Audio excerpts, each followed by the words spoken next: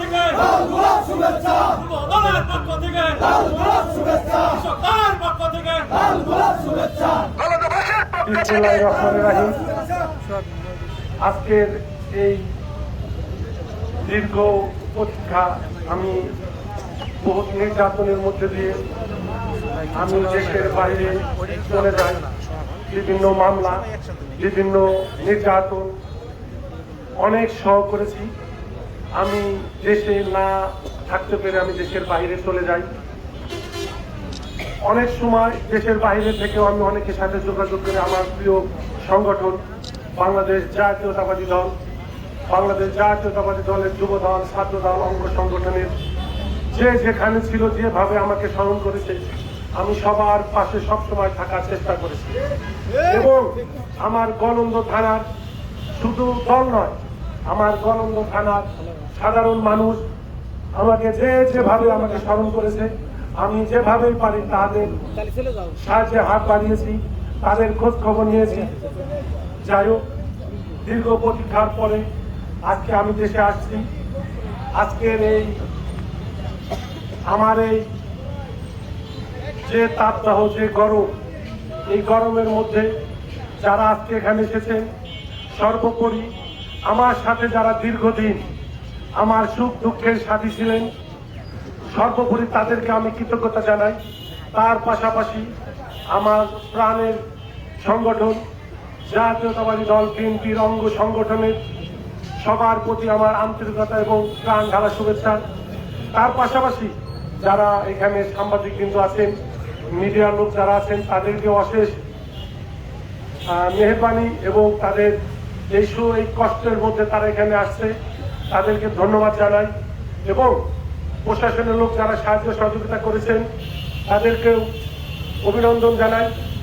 সর্বোপরি আমি আমার গলন্দ থানার মানুষের প্রতি চিরকৃতজ্ঞ এবং আমার দলের যারা আজকে আমার ভাই বোনেদের এখানে উপস্থিত হয়েছেন, আমি তাদের প্রতি আমি কৃতজ্ঞতা জানাই। তার পাশাপাশি আমার দুইজন সিনিয়র নেতা দীর্ঘদিন রাজনীতি করেছি। আমাদের ভাগ্য, আমরা রাজবাড়ী জেলায় একজন মন্ত্রী পেয়েছি, যে মন্ত্রী তার সুবলিষ্ঠ কণ্ঠ এবং তার অভিজ্ঞতা এবং তার সুদৃষ্টি আমাদের গলন্দ থানার প্রতি এবং রাজবাড়ী জেলার প্রতি।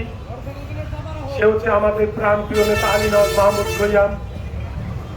তো তিনি আমাদের সর্বক্ষণিক আমাদের সাহায্য সহযোগিতা খোঁজ খবর সবসময় সে রাখেন এবং সে সংগঠনকে সবাইকে বলে যে তোমরা সংগঠন করো। যারা বিভিন্ন ঘটনা আমি অনেক সময় দেখি যে আমাদের পেপার পত্রিকায় গলন্দ নিয়ে। সর্বশেষ আমি আমার দলের ভাই বোনেদের কাছে আমার একটাই অনুরোধ, যদি কেউ সংগঠন করেন, সংগঠনের প্রতি শ্রদ্ধা, ভালোবাসা, রেসপেক্ট এটা থাকতে হবে। এবং আপনারা দলের নাম, দলের সাইনবোর্ড ভাঙা আপনারা এক এক সময় এক একটা কাজ করবেন, সেটা আমাদের যারা নেতৃবৃন্দ তাদের ঘাড়ের উপর আছে, তাদের কৈফিয়ত দিতে হয় এবং আমাদের সংগঠনের দুর্নাম হয়। আমি সবার প্রতি আমি বিনীত অনুরোধ করব, যারা এইসব কাজের সাথে জড়িত, প্লিজ তারা এগুলো বাদ দেন। আসেন আমরা সংগঠন করি। আমাদের প্রাণের এই শহর, এই গলন্দ থানা আমরা সবাই মিলে আমরা করি এবং একে অপরকে সাহায্য করলে ইনশাআল্লাহ এটা খুব তাড়াতাড়ি আমাদের উন্নয়ন হবে। আমরা এমনি হতভাগা, আমাদের ছিল মহকুমার, সেই মহকুমার চলে যায়।